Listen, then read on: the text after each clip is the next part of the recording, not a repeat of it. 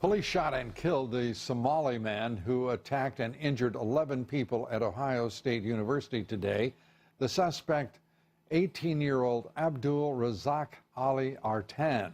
He plowed his vehicle into a crowd of students on campus and then began attacking them with a butcher knife.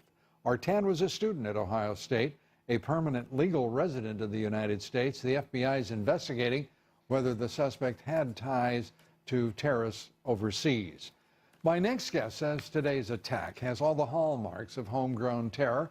Joining me now, the founder and president of the American Islamic Forum for Democracy, Zuhdi Jasser. And Zuhdi, good to have you with us. Why do you say this has all the hallmarks of homegrown terrorism? It's not only homegrown, but it has the hallmarks of ISIS terror, Lou. Sadly, we see a refugee that began in Somalia with his family, went to Pakistan, another haven for jihadists, and then came to the United States, was part of initially showing some of this grievance narrative in the years leading up, where he had complained about the West being Islamophobic, had talked about not being able to pray, etc., and then used some of the classic ISIS-inspired motives and methods, which was to use a vehicle, as has happened in Nice, right. And the Dabiq magazine. The Dabiq magazine had called for the use of vehicular terror in the summer of 2016, and then in October, another ISIS magazine called Rumiya, after the city of Rome, had called for the use of machetes and stabbing of very soft targets on beaches and in crowds in universities and elsewhere. So this points to all of what we've already known, which is we have a foreign enemy in ISIS, and then domestic insurgencies that are being radicalized through Sharia-inspired state-type ideology that we need to look at the precursors and not just wait for them to be violent. You know, just a bit of a departure. All of the reports of these Islamic, radical Islamic training camps in this country, what do you make of that?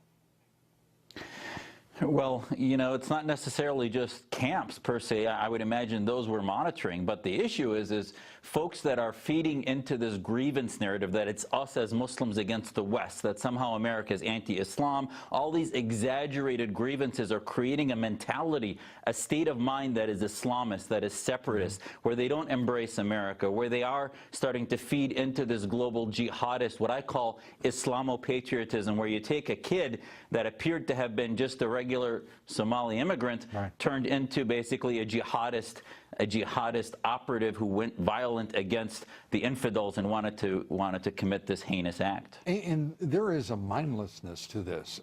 This 18-year-old had been interviewed in the Ohio State Student newspaper, talked about he wasn't sure whether or not he could pray publicly. He started, as you say, fitting the grievance syndrome here. Yet it was Ohio State, the state of Ohio, where they've got one of the largest, if not the largest, concentration of Somali refugees. This country gives them refuge, and then they have the temerity, this young man and others a year ago, to attack in a terroristic manner. I mean, how do you break through that mindlessness? Oh, you're exactly right, Lou. I mean, listen, the vast majority of American Muslims, Somali Americans love this country and are here because they can have freedom and express it in ways they can't in their mother countries anywhere. But yet the problem is we also, as an American Muslim community, need to stop the exaggerated grievances, need to stop and realize that the grievance narrative is the first steps in radicalization, and we need to realize that we have a Muslim problem that needs a Muslim solution. And just like you said, the magazines that are out there, the jihadi websites, are Salafist. The ideology is political Islam against the West, and we have to begin to reform. Our Muslim reform movement gets crickets from these Muslim organizations, right, all the while they're pushing out the grievance narrative instead of countering it with pro-American, anti-jihadist mantras. And I want you to tell me whether you agree or not. And they're doing so clearly conscious and intent on what they are saying and doing in each instance. Oh, absolutely. I mean, they realize that the bottom line is the militants want to create chaos, have Americans fear and become isolationists because ISIS is getting squeezed in Syria and Iraq, and they want us out of there. And here domestically, the insurgency groups also want to separate Muslims out of the society rather than having us counter the ideas that radicalize them. Zuhdi, always good to have you with us. Appreciate it. Thanks so much. Zuhdi Thank you. Jasser. Appreciate it, Lou.